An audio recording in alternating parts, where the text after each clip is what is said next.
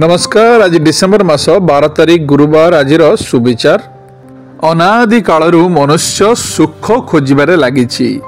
संसार रे भौतिक सुखर एक झलक हेउची निरोगी जीवन।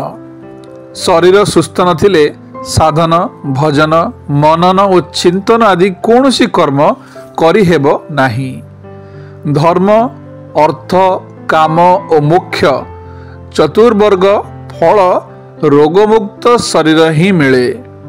से कहती बुद्धिमान मनुष्य शरीर को सुस्थ सबल और मन को शांत रखे।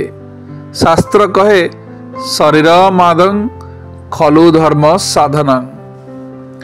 सेही मानकर जीवन धन्य होइथाए जो माने आपद विपद को चिंता न करी भगवान को रास्ता रे जाई पूर्णता प्राप्त करिथांती। सेही मानकु जोगी बा साधु संत कुहा जाए। जेपरि आलू बैगण को सिझाई देले ताहा नरम हो जाए, सेहीपरि मनुष्य सिद्धि प्राप्त कले ताहार गर्व अहंकार दूर होई स्वभाव रे नम्रता आसी थाए।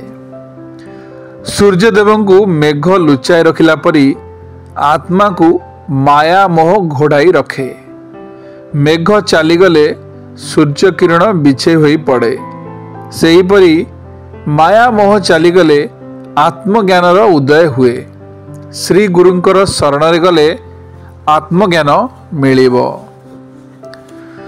भगवान भक्त को तीनोटी पोशाक प्रदान करिसंती, पवित्रता विनम्रता आउ दृढ़ आत्मविश्वास। मनुष्यर वस्तु प्रति जेतिकी आशा रहिबो तार चित्तवृत्ति गुड़िक सेतिकी चंचल हेबो। कामना ही समस्त दुखर मूल कारण।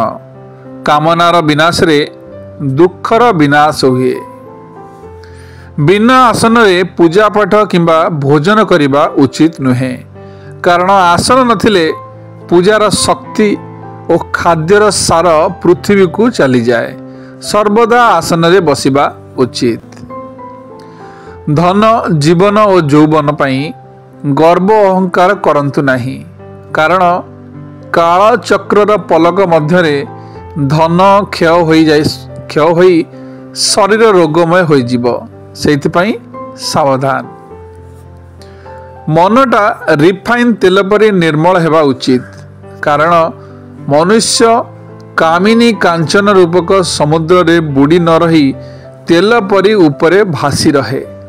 शास्त्र रे अछि मन तोहर निज गुरु उद्धव तू केते पचारू।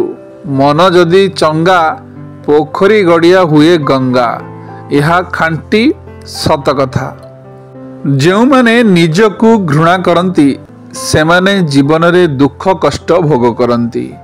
जो माने निज को महान बोली भावती से माने जीवन रे सफलता लाभ करती। मनुष्य यही 14टी कर्म को त्याग करिबा उचित। हिंसा चोरी व्यभिचार असत्य भाषण द्वेष भय मोह परनिंदा निशा सेवन रात्रि भ्रमण भोगविलास जुआ खेल कुसंग और आलस्य तेबे जाई जीवन रे शांतिमय होई जीव। मनुष्य अन्य सहित छल कपट विश्वासघातकता और निष्ठुर व्यवहार न कले ताकू दीर्घ जीवन मिलिबो। ईश्वर हेउचंती साकार और निराकार। तुम्बे श्रद्धा और भक्तिर सहित जहाकू पूजा कले मध्य फल निश्चय मिलिबो।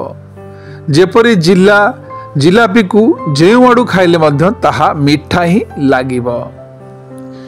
संसार रे अनेक शांत उदार और हित चिंतक अछंती। सेमाने अन्यर मंगल पाई कठोर तपस्या करती। सही पवित्र आत्मा को बारंबार नमस्कार करिबा उचित। शुभ सकाळ। दिनटी आपणकर मंगलमय हो।